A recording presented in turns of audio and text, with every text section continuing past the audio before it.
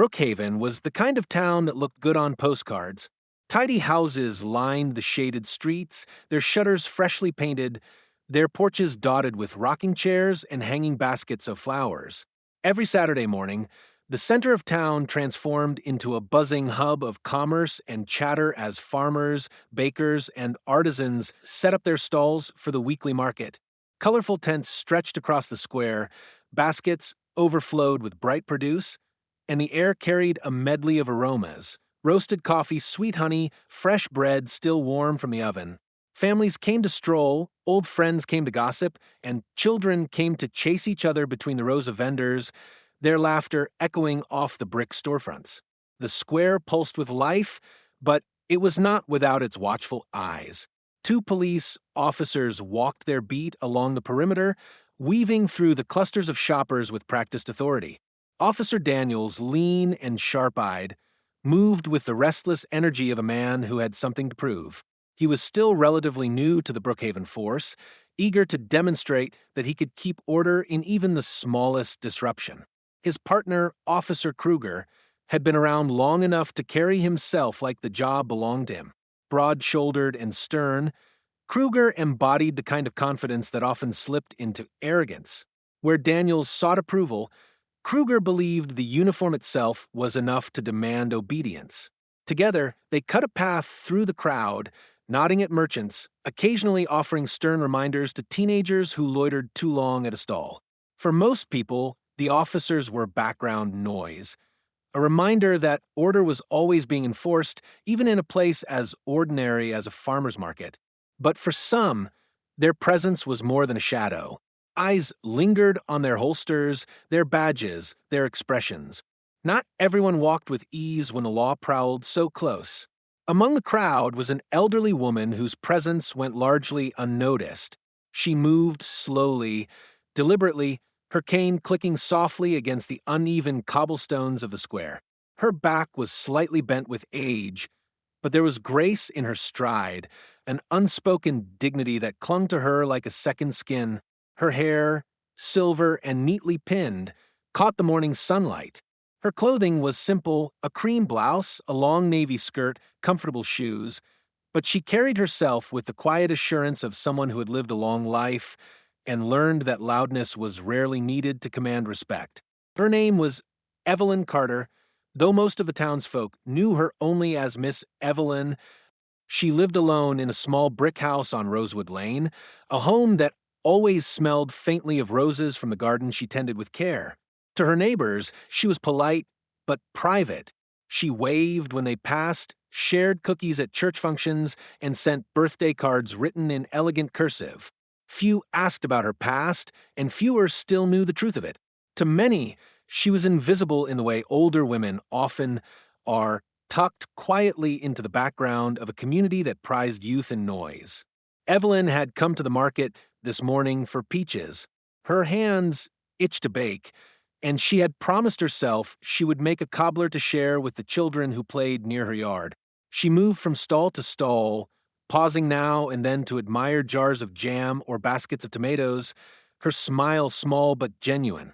When she reached the corner stand where peaches were piled high in a wooden crate, she leaned slightly on her cane to reach for one. The crate wobbled. A few apples rolled from the edge of the table and landed softly at her feet. The vendor, a cheerful young woman with sunburned cheeks, bent quickly to retrieve them. "Don't worry, Miss Evelyn," she said kindly, brushing the fruit off. "These things happen all the time." Evelyn chuckled, her voice warm. "These hands aren't as steady as they used to be. Thank you, dear." It was a harmless moment, the kind of small accident that barely deserved a second glance. Yet from across the square, Daniels and Kruger noticed the commotion. Daniels pointed subtly. "See that? Let's make sure there's no trouble." Kruger squinted at the sight of the elderly woman by the fruit stand. "Looks like someone's knocking things over. Vendors don't like that." Without waiting for further observation, the two officers strode toward the stall. Their pace was quick, purposeful, as though responding to something more urgent than an apple tumbling from a table. The shoppers closest to the scene instinctively stepped back, creating a small pocket of silence around Evelyn. Daniels arrived first, his shadow falling across her. "Ma'am," he said sharply, his voice loud enough for others to hear. "What are you doing here?" Evelyn blinked up at him, surprised by the tone. "I'm just here for some peaches, son," she replied softly, her words calm, steady. Kruger crossed his arms, his frown deepening. "You can't just go knocking over vendors' things and causing a disturbance. Do you have ID on you?" The vendor tried to interject. "Officers, it's fine." She didn't, but Kruger cut her off with a dismissive glance. "Ma'am, we'll handle this." Evelyn shifted her weight on her cane. Her voice remained even, unshaken. "There's no need for all this fuss. I'll pay for the fruit." Daniels stepped closer, his impatience flaring. "Don't tell us what's necessary. Just cooperate." Without waiting for her response, he reached for her arm. His grip was firm, too firm, and when Evelyn instinctively pulled back, the movement unbalanced her slightly. Daniels shoved her to steady her, or so he might have claimed later, but the force was unmistakable. The quiet dignity with which Evelyn had carried herself shattered into a moment of harsh reality. Her back struck the corner of the wooden stall, rattling the baskets of fruit. A sharp gasp rippled through the crowd. Parents pulled their children closer, phones began to rise, and a heavy silence fell over the market. Evelyn's eyes met Danielle's, steady despite the sting in her shoulder. "Young man," she said softly, "there is no call for that." But the damage had already been done. The silence that followed was thick, heavy, and electric. The sound of the stall rattling still seemed to hang in the air, though the apples had already settled in the dust at Evelyn's feet. Shoppers froze in place, unsure whether to step forward or stay back. A few reached for their phones, raising them hesitantly, uncertain if they were capturing an injustice or a misunderstanding. Officer Daniels kept his hand outstretched as if bracing for more resistance, but the image was all wrong. A young officer standing over a frail, elderly woman who looked as though she belonged in a church pew, not in the grip of authority. He seemed to realize this a moment too late. He let go of her arm, stepping back awkwardly, muttering something under his breath that didn't sound much like an apology. Evelyn stood very still, her cane planted firmly on the ground. Her chest rose and fell slowly, controlled. Anyone else might have shouted or protested, but Evelyn had learned long ago that silence could speak louder than any raised voice. She looked from Daniels to Kruger with eyes that carried not fear, but a quiet disappointment. Then came the voice that broke the stillness. "Do you know who that is?" The question rang out across the market like a stone dropped in water, rippling outward. Heads turned. People shifted, looking to see who had spoken. It was a young man, tall and broad-shouldered, with a messenger bag slung across his chest. He had been halfway through buying a loaf of bread when the shove happened, and now the forgotten bread sat abandoned on the vendor's counter. He pushed his way through the crowd, his face flushed with indignation. "Do you even know who you just put your hands on?" he demanded, his voice rising with each word. Daniel stiffened, caught between defensiveness and confusion. "She was causing a disturbance," he said quickly, though the words sounded weak, even to him. "We're just doing our job." The young man pointed at Evelyn, who still stood quietly by the stall. "That woman is Dr. Evelyn Carter. She's not just some random lady you can push around. She's a hero. She's the reason you even have the freedoms you claim to protect." Murmurs began to spread like wildfire. People who had not recognized Evelyn at first began to piece it together. A woman near the back whispered, "Evelyn Carter? The professor?" Someone else added, "Didn't she march with Dr. King?" A man with graying hair shook his head slowly in disbelief. "She wrote that book on Selma. I read it in college. You're telling me that's her?" Daniels faltered, his mouth slightly open. He turned toward Kruger, hoping his partner might intervene, but Kruger's expression was no longer one of authority. It was something closer to unease. He glanced at the growing number of phones pointed in their direction and shifted his stance, his confidence beginning to crack. The young man stepped closer to Evelyn now, his anger tempered with respect. "Dr. Carter, I studied your work in school. Your book on grassroots organizing, it changed my life. You inspired me to go into law. It's an honor to meet you, though I wish it were under different circumstances. Evelyn gave him a small nod, her eyes kind despite the sting in her shoulder. Thank you, son. The honor is mine to see the fight carried forward. Her words, simple and steady, carried across the hush. Kruger finally spoke, his voice lower, less certain than before. Dr. Carter, are you saying you're that Dr. Carter? From Selma? Montgomery? Evelyn's lips curved into the faintest of smiles. I don't make a habit of announcing myself at the peach stand, officer, but yes, I've walked some roads. A ripple of recognition coursed through the crowd. People who had lived in Brookhaven for years suddenly remembered bits of conversation. Neighbors mentioning Miss Evelyn had been at marches, a newspaper clipping framed in the local library about civil rights, an old interview tucked away in the archives of the university. They had seen her in passing, waved politely, but never connected the quiet elder with the firebrand leader whose name had once made headlines.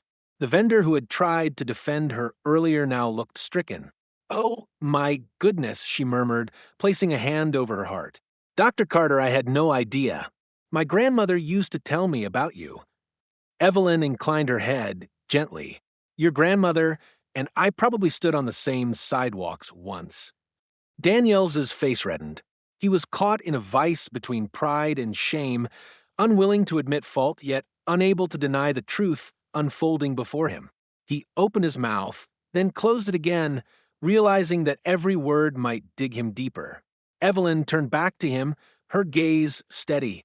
You see only an old woman, and so you treat me as if I am less than you.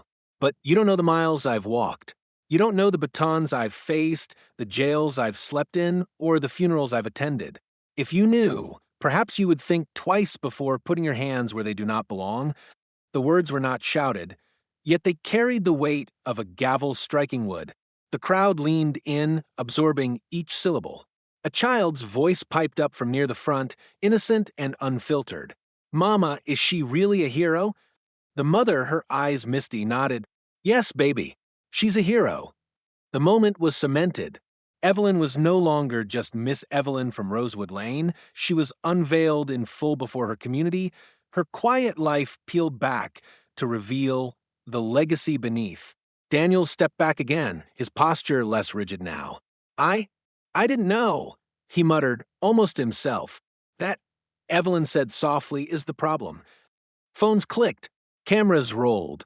The story was no longer confined to the market square. It was already leaping into the digital world, carried by live streams and text messages.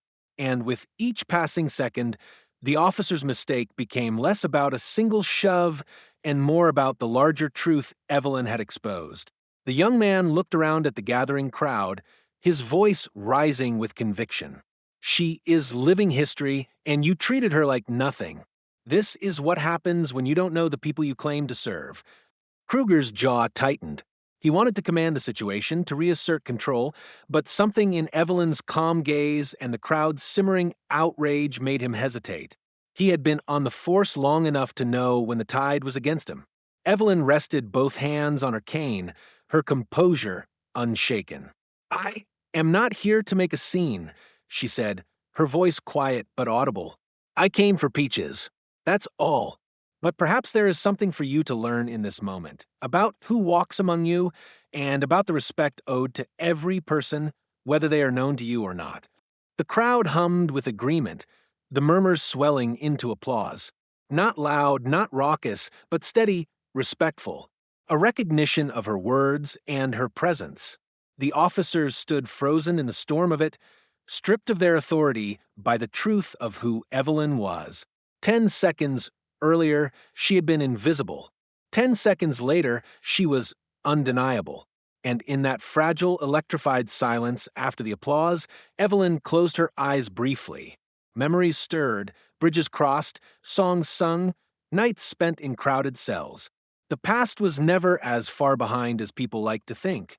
For Evelyn, the applause at the market was not simply about recognition. It was an echo of sounds she had once known well. Crowds singing freedom songs, voices rising in unison, fists clapping rhythmically to steel their courage against the dangers that lay ahead. As she stood steady on her cane, her mind drifted back, unbidden, to the heat of another afternoon decades earlier. The square melted into memory, and she was young again, barely 21, her shoes dusty from marching, her heart pounding with both fear and resolve. It was Selma, Alabama, 1965. The Edmund Pettus Bridge loomed ahead, a symbol of both division and possibility. On one side, Evelyn and hundreds of other black citizens, young and old, determined to claim their right to vote. On the other side, a wall of state troopers, deputies, and angry white civilians waited, their faces set in grim defiance. The air was taut with expectation, heavy with the scent of sweat, leather, and fear. Evelyn had never been one for shouting. Even then, she carried herself with quiet resolve. She remembered gripping the hand of a girl barely 16 who had traveled from Atlanta to march. "We walk steady," Evelyn whispered to her, her voice calm despite the thunder in her chest. "No matter what happens, we walk steady." The girl nodded, her eyes wide. The marchers sang as they advanced, their voices a trembling shield against the terror awaiting them. "Ain't gonna let nobody turn me around," the song carried, but Evelyn knew that soon it would be drowned out by something harsher. And then the line of troopers moved. She could still see the flash of helmets, the glint of batons raised high, the sudden charge that broke through the singing like a hammer striking glass. The first cries rose, startled, pained. Evelyn tightened her grip on the girl's hand and tried to push forward, but the chaos swallowed them. Batons struck flesh, bodies stumbled. Tear gas stung her eyes, searing her lungs. A blow landed on her shoulder, sending her to her knees. She remembered the grit of the bridge pressing into her palms, the overwhelming roar of shouts and screams. A boot pressed against her side, shoving her away as though she were nothing more than debris. And yet, even in that chaos, she remembered the determination that anchored her. She rose, coughing, her body trembling but her will unbroken. She pulled the girl up beside her, and together they staggered off the bridge, bloodied but not beaten. That night, Evelyn sat in a crowded church pew, surrounded by others who bore the same bruises, the same swollen eyes, the same hollow exhaustion. But they sang. Even broken, they sang. Their voices filled the sanctuary, a reminder that they were more than what had been done to them. She had carried that night with her ever since, the pain, the fear, but most of all, the resolve. She had learned that dignity was not something given, it was something claimed, even in the face of violence. Years later, Evelyn's fight had shifted from the streets to classrooms and pulpits. After Selma, she threw herself deeper into the movement. She traveled across the South, registering voters in small towns where the threat of violence hung over every doorstep. She taught literacy classes to sharecroppers who had been denied education so that they could pass the cruel tests designed to keep them from voting. There were nights spent in jail cells, her body pressed against cold concrete, her stomach empty, but her spirit full. She had learned to pray not for deliverance, but for strength. "Lord, let me endure," she whispered in those long, hungry nights. And somehow she always did. By the 1970s, Evelyn had turned her fire toward education. She earned her doctorate in history, determined to preserve the very stories people tried to erase. She wrote tirelessly, documenting testimonies of ordinary people who had shown extraordinary courage. Her book, Walking Steady, Voices from the Movement, became a cornerstone in classrooms across the country. She stood at lecterns in lecture halls, her quiet voice commanding more attention than any shouted rhetoric could. Yet, despite her recognition in academic circles, Evelyn never sought fame. She turned down television appearances, declined political positions. She wanted her work to serve, not to elevate her. She believed history belonged not to heroes, but to communities, to those whose names might never make it into books. So she returned to small-town life, moving to Brookhaven when the bustle of the city became too much. There, she kept her roses baked for neighbors and lived quietly. For decades, the town never realized the weight of the history walking in their midst, and Evelyn never corrected them. Back in the present, the murmur of the crowd pressed against her ears. Evelyn opened her eyes, the past receding like a tide. She felt the ache in her shoulder from the officer's shove, and it blended seamlessly with the ache of memories decades old. Her gaze swept the market. So many faces, some still stunned, others reverent. How strange, she thought, that history repeats itself in small ways, even in the middle of a peaceful Saturday market. Once it had been batons and tear gas, now it was impatience and arrogance. The form changed, but the core was the same, a failure to see the dignity of another human being. The young man who had recognized her watched her intently, as though waiting for her to speak again. Evelyn gave him a faint smile. She saw in his eyes the same fire she had once carried into marches, into jail cells, into classrooms. The fight lived on, passed from one generation to the next, like an unquenchable flame. And she thought of all those who had not lived to see this moment, friends beaten into silence, leaders gunned down, ordinary people whose courage had cost them everything. She carried their memory like stones in her pocket, heavy but grounding. Perhaps, she thought, it was not enough to live quietly anymore. Perhaps even now, with silver in her hair and years slowing her steps, she still had something to teach. The officers shifted uneasily. Daniels avoided her gaze, his earlier bravado evaporating into embarrassment. Kruger's face remained rigid, but his eyes betrayed calculation. He knew they were losing control of the narrative. The crowd was no longer neutral. They were witnesses, and worse, they were believers. Evelyn took a slow breath. She did not need to raise her voice. History had already spoken for her. The mayor's face paled. Clara, perhaps this isn't the... But Clara was already focused on Evelyn, her lens capturing the elder's calm, dignified expression. Dr. Carter, what do you want people to know about what happened here today? Evelyn straightened, resting both hands on her cane. I want people to know that the struggle is never over. That even in a quiet town on a peaceful morning, an old woman can still be treated as if her dignity is negotiable. And I want them to know that we cannot afford to be silent when we see it happen. Silence is complicity. The reporter's fingers flew over her notepad, the crowd murmured with approval, and the mayor visibly winced. Dr. Carter, Clara pressed, do you believe this was an act of racial bias? Evelyn's gaze swept the crowd, then settled back on the reporter. I believe it was an act of blindness, the kind of blindness that has plagued this country for centuries. And yes, that blindness is rooted in race, in age, in assumptions that strip away humanity before words are ever spoken. The crowd clapped again, sharper this time, as though stamping her words into permanence. Daniels finally spoke, his voice small, almost lost in noise. I'm sorry, he muttered, barely audible. Evelyn looked at him, her eyes steady but not unkind. It is not me you owe an apology to, she said. It is every person you will encounter from this day forward. How will you see them? How will you treat them? That is the real apology. The crowd murmured again, some nodding, some clapping softly. Daniels's head dropped, his shame visible. Kruger remained silent, his pride a shield he was unwilling to lower. Evelyn studied him for a long moment, then spoke again. And you, sir, you remind me of the sheriffs I faced in Alabama. Men who believed their badge made them larger than the people they served. I tell you now what I told them then. No badge, no uniform, no law gives you the right to strip someone of their humanity. You will be measured not by how tightly you grip your authority, but by how humbly you use it. The applause that followed shook the square, loud and unrelenting.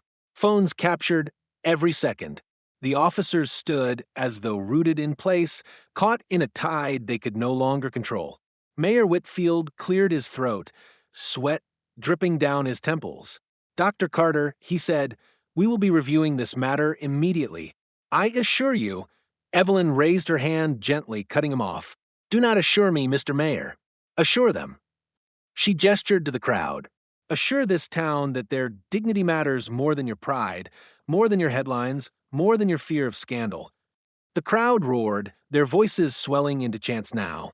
Dignity, dignity, dignity. The mayor nodded quickly, desperate to quell the rising tide. Yes, Yes, I assure you action will be taken. But Evelyn knew words were easy. Actions would tell the truth. She stood quietly as the chant died down, her cane steady beneath her hand, her gaze sweeping the square one more time. She had not chosen this stage, but now that she stood upon it, she would not waste the chance to remind them all of the lesson hard won across decades. Respect is not optional. The market slowly began to empty as the mayor ushered the officers away, his voice low and urgent. Reporters hovered at the edges, gathering statements from witnesses, while townspeople lingered in clusters, replaying the moment in hushed conversations. Some looked shaken, others emboldened, but all understood that something irreversible had just happened in their quiet town.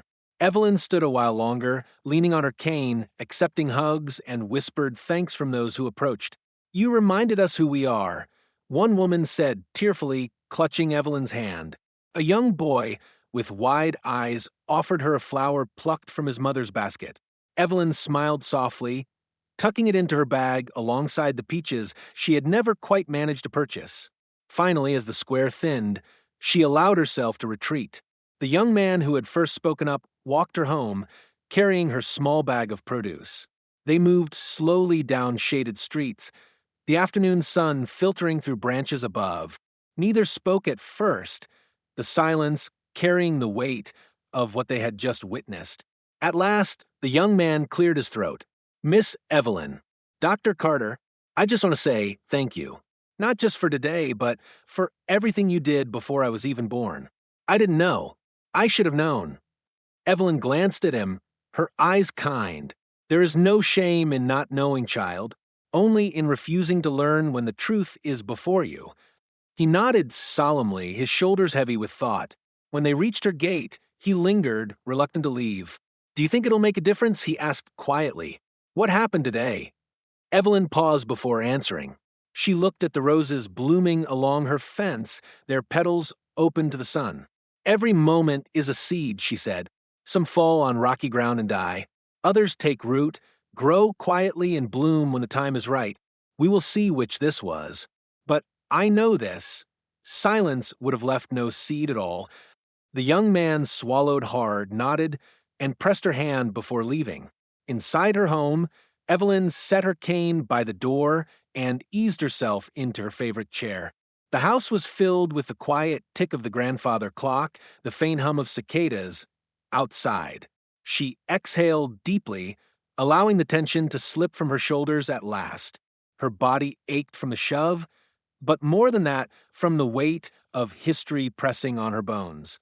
On the coffee table lay a stack of old photographs. She had been sorting them the night before. Her younger self looked back from the glossy black and white prints, marching arm in arm with others, megaphone in hand, standing defiantly before rows of officers in helmets. She traced a fingertip across one photo, the face of a friend long gone, lost to violence that had claimed too many in those years.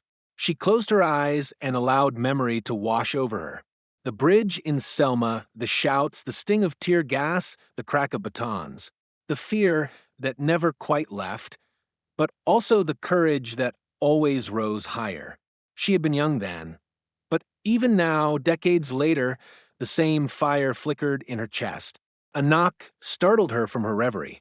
She rose slowly and opened the door to find Clara James, the reporter from the Gazette, standing with a notebook in one hand and a tentative smile.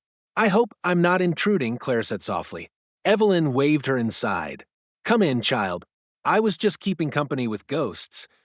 They sat across from one another, Clara eager but respectful. "Dr. Carter, the story will run tomorrow morning. I wanted to give you the chance to see the draft, if you'd like. But more than that, I wanted to ask if you'd be willing to share more of your story. People know the name, some know the marches, but they don't know the woman who lives right here among us." Evelyn studied her carefully, then smiled. "You want to make sure people remember." "Yes," Clara said, her voice firm. "Especially now. People forget too easily. They need to see how today connects to then. They need to see that the struggle isn't finished." Evelyn's eyes softened. "Very well, but you must promise me something. Don't write me as a saint. I was just a girl, who refused to be silent. And today, I am just an old woman who still refuses. Write the truth, not the myth. Clara nodded, her pen moving swiftly. The truth, she repeated. As the evening shadows lengthened, Clara left, and Evelyn was alone again. She returned to her chair, staring out at the fading light. Somewhere downtown, the mayor was drafting statements, the police chief was calling emergency meetings, and Daniel sat in his small apartment replaying the look in her eyes. Somewhere, Kruger was doubling down on his pride, unwilling to bend but unable to escape the weight of public shame. But here, in her quiet home, Evelyn felt a peace she hadn't expected. She had not gone to the market seeking confrontation, yet history had found her again. And once more she had answered. She reached for her journal, its leather cover worn from decades of use. She opened to a blank page and began to write, her handwriting slow but steady. Today they shoved me. It hurt, but more than that, it revealed how little some have learned. Still, the crowd stood. They remembered, they listened, they shouted for dignity. Perhaps this, too, will be a seed that grows. She closed the journal and set it aside, then leaned back, listening to the cicadas. Her eyes grew heavy, but before sleep claimed her, she whispered to herself words she had carried since the marches. We are still here. We are still standing. And with that, the elder rested, not in defeat, but in the quiet strength of a woman whose life had been a testament to resilience, whose every breath was proof that dignity once demanded could never be denied. The applause had faded into a hum of murmurs, but the air in the market remained charged. People who only moments earlier had been debating the ripeness of tomatoes now stood with arms crossed, eyes locked on the two officers. The mood had shifted from casual curiosity to collective indignation, and the tension hung thick like storm clouds over the square. The vendor whose fruit stand had become the center of the storm leaned forward, her voice trembling but resolute. Officers, she said, Miss Evelyn has been coming to this market for years. She's never caused trouble, not once. You had no right to treat her that way. Others began nodding in agreement. A man carrying a bag of fresh corn stepped closer. She taught my nephew at the university, he said, his voice steady but firm. Do you understand? She's an educator, a leader. You put your hands on her like she was some criminal. The officers shifted uncomfortably, caught in the tightening circle of community voices. Kruger cleared his throat, attempting to reassert control. All right, folks, he said, his voice louder than necessary. Let's not make this into something it's not. We were just trying to prevent an incident. The crowd erupted with incredulous mutters. An incident? Someone repeated, incredulous. She barely touched the apples. Another voice, sharper, cut through. The only incident is the one you just caused. Phones hovered higher now, lenses fixed squarely on the officers. Live streams ran, notifications pinged in pockets. Daniels could feel the weight of it all, the eyes, the cameras, the murmurs. His training had not prepared him for this kind of judgment, the kind that did not come from superiors, but from the very people he was supposed to protect. The young man who had first spoken up stepped forward again, his jaw set. You think this is nothing? This is everything. For too long, people like you have gotten away with treating our elders like they're invisible. But she's not invisible. She's the reason you wear that uniform in a world where my rights mean something. Don't you dare minimize this. The crowd responded with a low rumble of agreement, like thunder rolling in the distance. Evelyn, who had remained steady throughout, lifted her hand slightly, and the noise softened. She leaned gently on her cane, her voice calm but commanding. I did not ask for this, she said, her eyes sweeping the circle. I came for peaches, not for spectacle. But perhaps it was meant to be. Perhaps it is time you all remembered what it took for us to stand here today, shopping freely in the open air. Her words stilled the crowd. A woman near the back wiped her eyes. My mama told me stories, she whispered, about the marches, about the fear. I didn't know Miss Evelyn was right there. An older man, his hair silver like Evelyn's, raised his voice. I remember reading about her. She stood on that bridge, she took those blows, And now, after all she endured, you dare to put your hands on her? His words cracked with both fury and grief. The officers found themselves shrinking under the intensity of the moment. Kruger's jaw clenched as he tried to hold onto his authority. Daniels, though, seemed caught between shame and disbelief, as though only now realizing how badly they had misjudged the situation. Children peeked from behind their parents' legs, their wide eyes fixed on Evelyn. She noticed them and offered a small, reassuring smile. "Do not be afraid, little ones," she said gently. "This is not the first time I've been shoved, and it may not be the last. But each time we rise again. That is the lesson." The words, spoken softly, landed heavily. Adults exchanged glances, shame for not recognizing her sooner, awe for her resilience, and anger at the injustice. A man in a business suit, clearly on his way to an appointment before stumbling into this moment, stepped forward. "Officers, I'll be reporting this to the town council. This is unacceptable. Do you know how it will look when the story breaks that two of our officers shoved Dr. Evelyn Carter?" As if on cue, someone shouted from the edge of the crowd, phone in hand, "It's already on Facebook. Over 200 people watching live right now." The officers' faces tightened. What had started as a simple patrol had spiraled into a public relations disaster. Kruger tried again, his voice strained. "Look, let's calm down. We didn't know who she was. There's no harm done." "No harm?" The bread vendor snapped, her hands trembling with rage. "You shoved a 78-year-old woman. You bruised her, humiliated her. And now you say no harm was done? Shame on you." The crowd echoed, "Shame, shame, shame." Daniels's cheeks burned red. His earlier bravado had fully dissolved, leaving only a young man unprepared for the consequences of his actions. He looked at Evelyn, his mouth opening as if to apologize, but no words came. Evelyn spared him no rescue. "You see," she said softly, "this is the lesson of history. Violence often begins with small acts, justified as nothing, a shove here, a dismissal there. But each act chips away at the humanity of the one on the receiving end. It doesn't matter whether you knew my name. What matters is whether you saw me as a human being worthy of respect." The crowd broke into applause, louder this time, carrying a rhythm of solidarity. Evelyn let the sound wash over her, steadying herself against a cane. She felt the ache in her shoulder, but ignored it.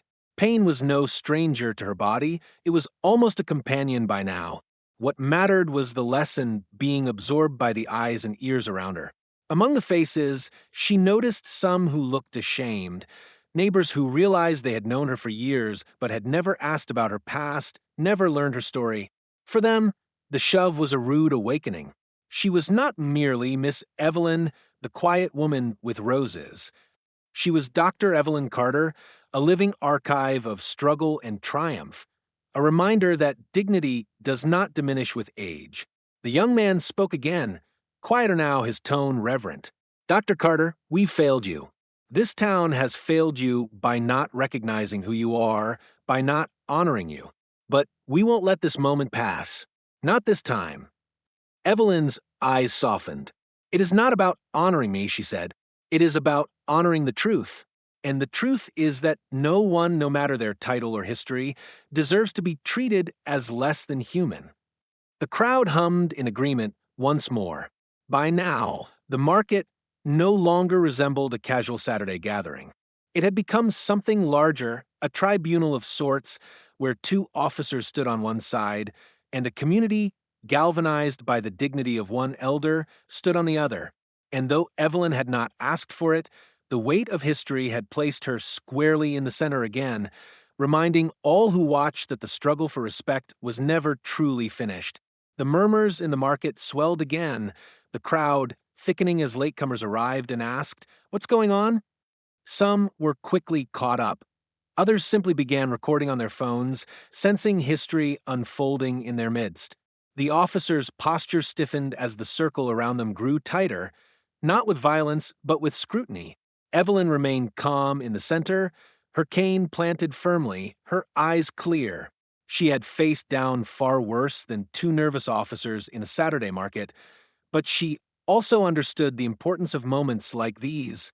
They could pass like smoke, leaving nothing behind, or they could harden into stone, shaping how people remembered and acted. She turned her gaze to Daniels first. His face was flushed, his eyes darting from her to the crowd, to the phones recording every twitch of his expression. "Son," she said, her voice even, "tell me what you saw when you put your hand on me."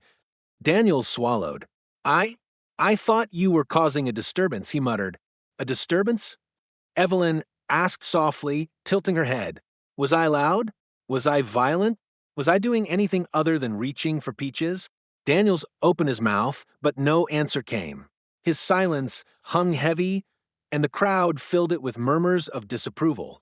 "You saw an elderly black woman," Evelyn continued, "and you decided she was a problem. That is the truth, whether you wish to admit it or not. You did not see me. You saw only your assumptions." Daniels's lips pressed into a thin line, but his eyes fell. Evelyn turned now to Kruger. "And you, sir, you silenced the vendor when she tried to defend me. Why?" Kruger's jaw tightened. "We were maintaining order," he said, though his voice carried less conviction than usual. "Order," Evelyn repeated, tasting the word like something bitter. "I have heard that word before, shouted at us from the steps of courthouses and the mouths of sheriffs. Maintain order," they said, while beating men and women who dared to walk for their rights. Maintain order while dogs tore into children and fire hoses stripped flesh. Order is not justice. Do you understand the difference? Kruger shifted but said nothing. His silence was an answer of its own. The crowd erupted in applause, louder this time, swelling with pride at her words. Phones lifted higher, faces glowed with conviction. What had begun as a shove was now a lesson, and no one wanted to miss it. At that moment, a voice cut through from the edge of the crowd. "What in heaven's name is happening here?"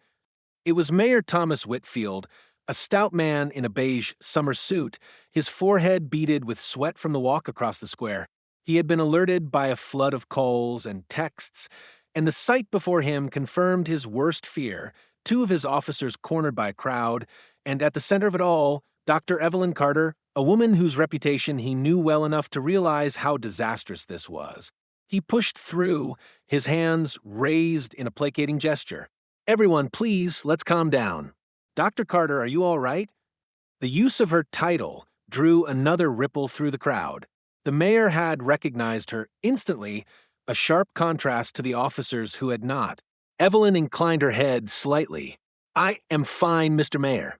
Bruised perhaps, but fine." Whitfield's eyes flicked toward Daniels and Kruger, his expression tightening. "Officers," he said in a low, controlled voice, "step back immediately." The two men obeyed, their rigid posture dissolving into awkward retreat. Daniels's face burned crimson, Kruger's jaw was set, but his shoulders sagged slightly, the air of authority slipping away. The mayor turned back to Evelyn, his voice softer. "Dr. Carter, on behalf of this town, I deeply apologize for what has happened." Evelyn studied him for a moment. She could see the calculation in his eyes, the fear of scandal, the desperation to contain the damage. Yet she also knew that apologies from officials, however polished, were only as valuable as the change that followed them. "I appreciate your words," she said slowly. "But the question is not whether you apologize to me. The question is whether you will demand better from the men who wear your uniform." The crowd erupted in cheers, emboldened by her clarity. Before Whitfield could respond, a new presence pushed into the circle, a woman carrying a large camera, her press badge swinging from her neck. "Clara James, Brookhaven Gazette," she announced briskly, already snapping photos. "I've been told Dr. Evelyn Carter was shoved by officers at this market. Can I get a statement,